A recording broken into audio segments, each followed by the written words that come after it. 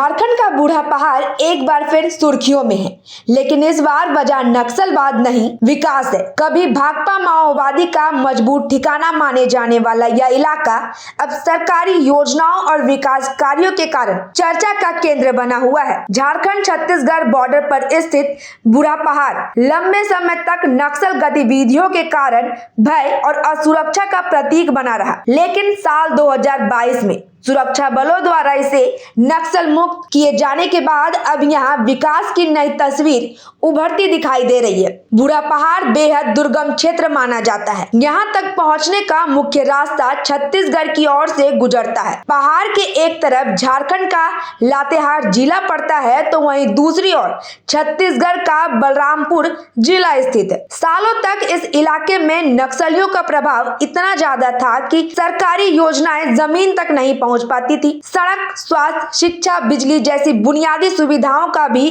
भारी अभाव था। ग्रामीणों को भी लंबे समय तक भय और असुरक्षा का माहौल में जीवन जीना पड़ता था। लेकिन साल 2022 में सुरक्षा बलों ने बड़े अभियान के बाद बूढ़ा पहाड़ को नक्सल मुक्त कराया, जिसके बाद सरकार इस क्षेत्र को विकास की मुख्य धारा से जोड़ने की दिशा में कदम उठाना शुरू कर दी है। तत्कालीन उपायुक्त रमेश घोलप ने बूढ़ा पहाड़ डेवलपमेंट योजना की शुरुआत की। इस योजना का उद्देश्य केवल सड़क भवन निर्माण तक ही सीमित नहीं है, बल्कि यहाँ के लोगों को शिक्षा, स्वास्थ्य, रोजगार, सरकारी सुविधाओं से भी जोड़ना है। बूढ़ा पहाड़ को लेकर राज्य सरकार की गंभीरता उस समय से दिखाई दे रही है जब मुख्यमंत्री हेमंत सोरेन खुद इस इलाके का दौरा करने पहुंचे थे। मुख्यमंत्री ने नक्सल मुक्त हुए इस क्षेत्र के विकास का भरोसा देते हुए कहा कि सरकार यहाँ के लोगों को हर जरूरी सुविधा उपलब्ध कराएगी।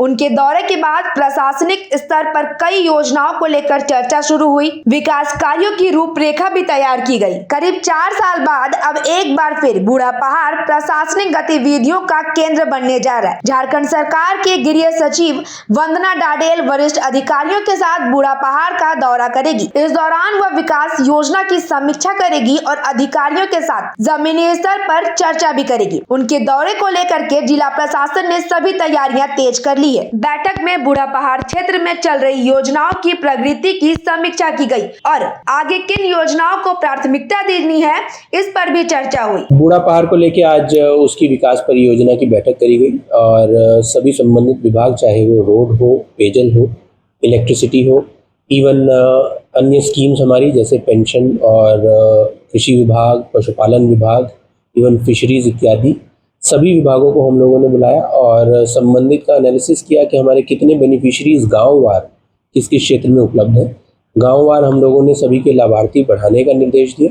साथ ही जितना हमारा कैपिटल इंफ्रा है, चाहे वो रोड बननी है पीटीआर के क्षेत्र में और फॉरेस्ट के क्षेत्र में, और इसके अलावा जितने हमारे बिजली पोल गिरने हैं उस संबंध में भी जायजा लिया गया। बिजली का कार्य कार्यरत है, वो प्रक्रिया में है। पानी का भी कार्य किया गया है। कुछ अपर एरियाज हैं जहां पर ट्रैक्टर पहुंचना संभव नहीं हो पा रहा, उस संबंध में भी हम लोगों ने सभी स्टेक होल्डर्स को कोऑर्डिनेट करते हुए जल्द से जल्द कार्य निपटाने का निर्देश दिया है और रोड का कार्य डीपीआर बनने की स्टेज में। प्रशासन की कोशिश है कि जो इलाका कभी नक्सल के कारण पिछड़ेपन का प्रतीक बन गया था, अब विकास और बदलाव की नई पहचान बन जाए। बूढ़ा पहाड़ का विकास केवल एक इलाके का विकास नहीं माना जा रहा, बल्कि इसे सरकार नक्सल प्रभावित क्षेत्रों में बदलाव के मॉडल के रूप में देख रही है। सुरक्षा बलों की कार्रवाई के बाद अब यहाँ प्रशासनिक सक्रियता बढ़ गई है। सरकार का लक्ष्य है कि यहाँ रहने वाले लोगों को शिक्षा, स्वास्थ्य, सड़क, पेयजल, रोजगार जैसी मूलभूत और बुनियादी सुविधाएं उपलब्ध कराई जाए, ताकि वो भी मुख्य धारा से जुड़ सके। अब सबकी नजरें इस बात पर टिकी है कि कभी नक्सलियों का गढ़ रहा बूढ़ा पहाड़ आने वाले समय में विकास की नई पहचान कैसे बनता है। सरकार और प्रशासन की कोशिश यदि जमीन पर सफल होती है तो यह इलाका झारखंड में बदलाव की बड़ी मिसाल बन सकता है। गढ़वा से धर्मेंद्र की रिपोर्ट।